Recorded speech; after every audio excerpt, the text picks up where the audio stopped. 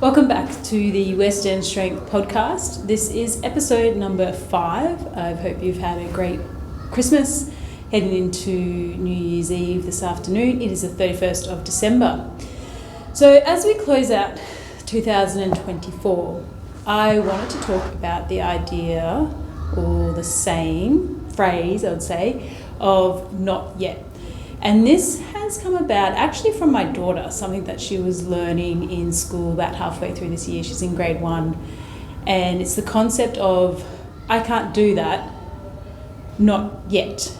And I thought this was really applicable, particularly at this time of the year, such a time where we think about goals for the next year, and some people might be setting New Year's resolutions, or for others it just might be, I want to improve in this way. However you work your goals or New Year's resolutions, I thought it could be a cool concept to think about as you head into 2025. You can see how this concept is very applicable to kids. They have so much to learn, and sometimes things just might feel incredibly hard. I don't know, you tend to not really remember a lot, particularly from that young age of 5 and 6.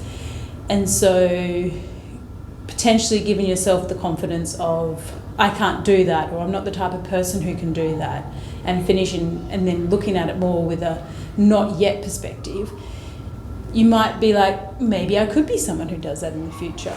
So if we look at that in terms of the gym, you might be thinking about, I wish I could do a pull-up, but I'm not the person who could, I'll never be able to do a pull-up.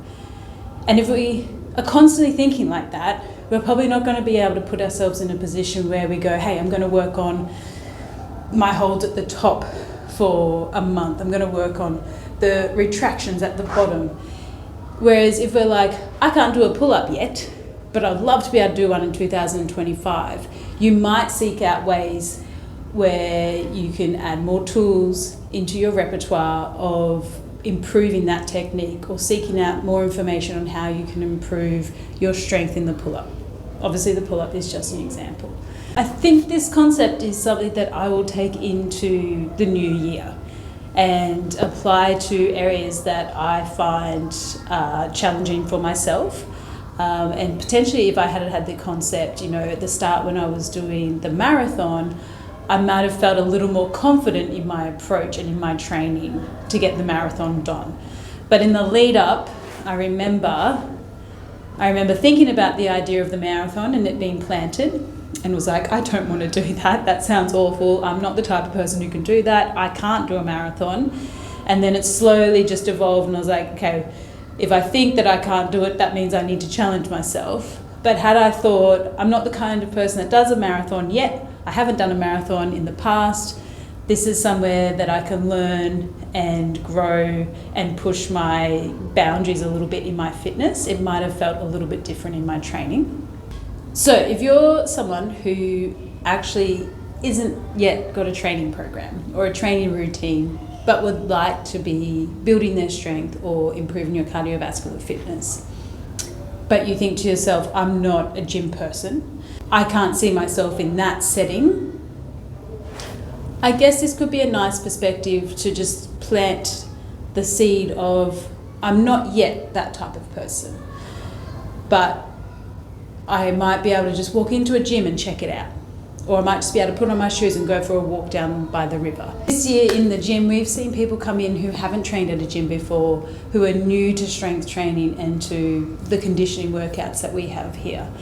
And to see the improvements from January through to December has been amazing. And it's something that as coaches, or as a coach myself, I particularly enjoy and get really excited about for people.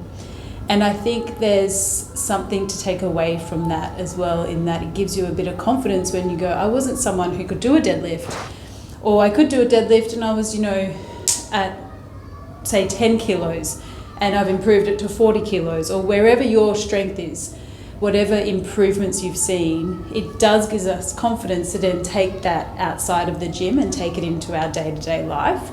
And I think this concept of not yet is actually quite a cool one. And I challenge you to take that into your year for 2025. And if you find yourself saying to yourself, I can't do that, but it's something you want to do, just say, not yet. and then seek out someone who has done it, read about it.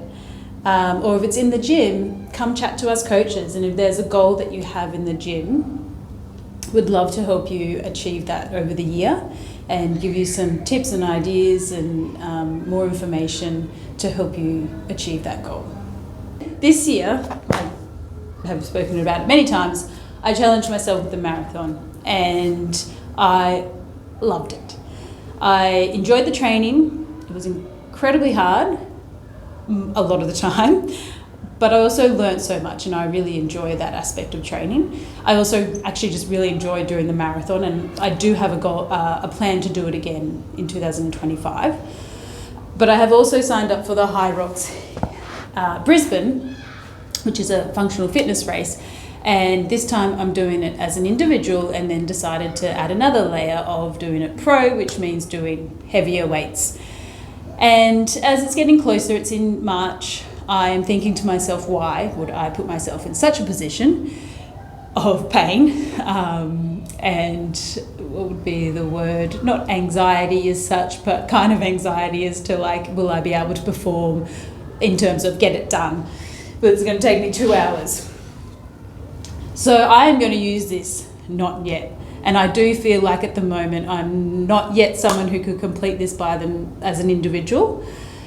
But I have recently come up with a plan, a training program, and it's about committing to it and adapting and seeing where my weaknesses are and trying to improve those weaknesses. And just really also having fun with it and learning from it. As a coach in the gym, I definitely do see the idea that I can't do something come up.